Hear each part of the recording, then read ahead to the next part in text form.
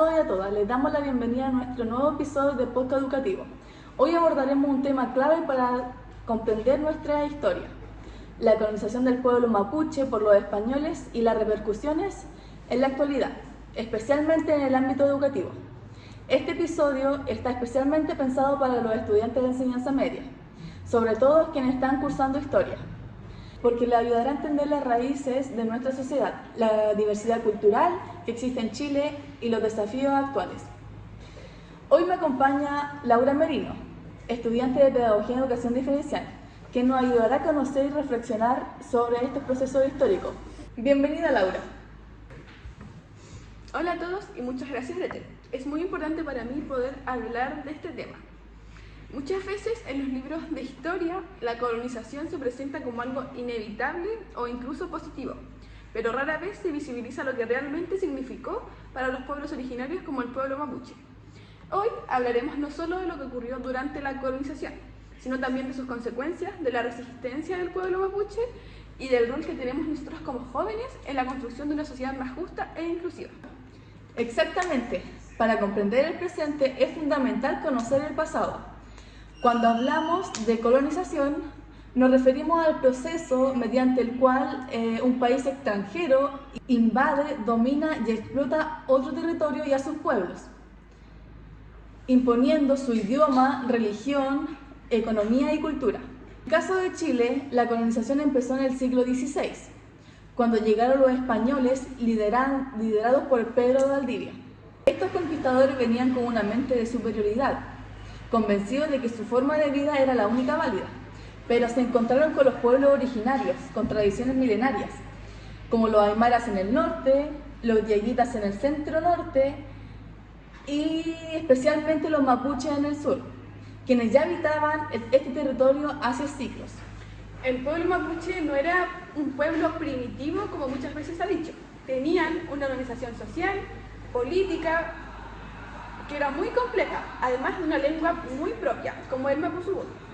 Conocimientos agrícolas, medicina tradicional, espiritualidad ligada a la naturaleza y un fuerte vínculo con su territorio ancestral, el Gualmapu. Y cuando llegaron los españoles, el pueblo mapuche no se dejó someter fácilmente.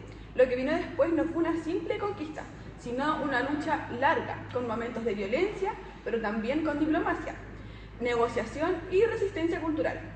Laura, hablemos del inicio de este proceso. ¿Qué ocurrió exactamente con la llegada de los españoles al territorio mapuche? ¿Cómo comenzó este conflicto? Bueno, lo primero es aclarar que América no fue descubierta, ya que existían civilizaciones con sus propias formas de vida. En lo que hoy es Chile, los mapuches vivían en equilibrio con su entorno. La llegada de los españoles en el 1541 significó una invasión muy violenta. Pedro de Valdivia fundó Santiago y luego comenzó a expandirse hacia el sur, donde encontró una feroz resistencia por parte de los mapuches. Esto dio inicio a la llamada Guerra de Arauco, un conflicto que duró más de 3 siglos, desde el 1536 hasta mediados del siglo XIX, una de las resistencias indígenas más largas de todo el continente americano. Eso no lo enseñan mucho. ¿Todo fue guerra o hubo otros momentos? Mira, hubo guerra, pero también hubieron momentos de paz y tratados, como el Parlamento del Quillín en el 1641, donde los españoles por primera vez reconocieron la soberanía del pueblo mapuche. Este parlamento fue un acuerdo político que muestra que los mapuches no eran simplemente unos guerreros, sino que también sabían negociar y defender también sus derechos. Durante esos siglos, el pueblo mapuche no solo logró su independencia territorial, resistiendo no solo con armas, sino también con su cultura, con su idioma, con sus ritos y con su memoria oral. Y para entender mejor esta etapa, le recomendamos ver la serie Inés del alma mía, basada en la novela de Isabel Allende. Le recomendamos ya que explica cómo los españoles llegaron a América con la idea de civilizar, pero usando la violencia y la destrucción cultural como un método. Aunque está contada desde la perspectiva de Inés Suárez, una conquistadora, la serie deja ver la brutalidad de la colonización y el encuentro entre dos mundos muy distintos. Sirve para analizar cómo se justificaron las invasiones y cómo resistieron los pueblos originarios, especialmente los mapuches en el territorio chileno. Y si quieren conocer cómo eran las élites coloniales, la telenovela chilena La Quintrala relata la violencia de la época y el rol que tenía la colonia. Aunque esta serie no habla directamente sobre el pueblo mapuche, nos muestra cómo era la vida en la época colonial, marcada por los abusos, el racismo y la esclavitud durante esa época. Catalina de los Ríos y Lisperger, más conocida como la Quintrala, representa una clase poderosa que tenía control sobre otras personas. En este contexto nos permite ver cómo funcionaba la estructura social que oprimió a los pueblos indígenas. Volviendo al tema anterior, Laura, ¿cuáles fueron las consecuencias concretas que dejó este proceso en el pueblo mapuche? No tan solo en esta época, sino también hasta hoy. Bueno, las consecuencias fueron múltiples y profundas. Durante la colonia hubo muerte, esclavización y destrucción de sus formas de vida. Pero incluso después de la independencia de Chile, el Estado no respetó los tratados coloniales. En el siglo XIX, con la llamada pacificación de la Araucanía, en el 1860 y en el 1883, el Estado invadió el Gualmapu con el ejército chileno. Fue una ocupación militar que expulsó a los mapuches de sus tierras, los obligó a vivir en pequeñas reducciones y rompió todos sus vínculos que ellos tenían con la naturaleza. Es decir, ¿la colonización no terminó con la salida de los españoles? Exacto, lo que llamamos hoy colonialismo interno o colonialidad que sigue presente. El pueblo mapuche ha sido estigmatizado, criminalizado por defender sus tierras, además de haber sido excluido de parte de la educación y de la política. Autores como Pedro Cayuqueo, un periodista mapuche que, desde su propia experiencia, relata hechos históricos que han sido silenciados.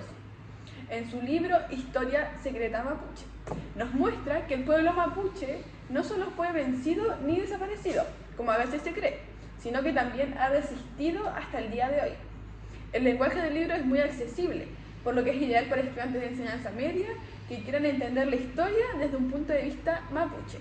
Y también el historiador Jorge Pinto Rodríguez, en La invención del pueblo mapuche, porque este libro explica que muchas de las ideas que tenemos sobre el pueblo mapuche no nacieron del conocimiento real de su cultura, sino que de estereotipos que fueron creados por los colonizadores y luego reforzados por el Estado chileno.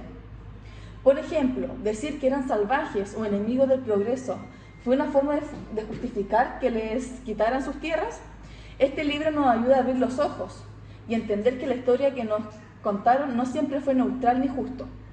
Ampliando la mirada, ¿cómo se conecta la historia del pueblo mapuche con la realidad de otros pueblos indígenas y con el concepto de colonialismo? Muy buena pregunta. La colonización fue un proceso global que fue en toda América Latina. Los pueblos indígenas vivieron situaciones similares: invasión, evangelización forzada, robo de tierras y negación de sus culturas. Esto le dio el origen al concepto de colonialismo, que no es solo una ocupación física de un territorio, sino que también una imposición cultural, económica y espiritual. Incluso hoy, aunque algunos países sean independientes, sigue existiendo la colonialidad del poder, como lo plantea el sociólogo Aníbal Quijano. Eso se refleja también en la educación. Muchas veces los contenidos escolares ignoran y minimizan la historia indígena, o lo representan de forma estereotipada. Por eso, hoy se habla de educación descolonizadora, que busca reconocer los saberes de los pueblos originarios, con conocimientos válidos. El documental Curmapu, por ejemplo, muestra cómo era la vida actual del pueblo mapuche desde su propia mirada.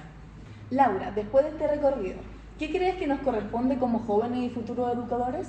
Nos corresponde enseñar con más conciencia, no repetir la historia sin pensarla, sino mirarla con una mirada más crítica, además de reconocer todo lo que se ocultó y dar espacio a las voces que fueron silenciadas. Porque el pasado no puede cambiarse, pero sí podemos cambiar la forma en que lo contamos. Desde ahí construir algo distinto.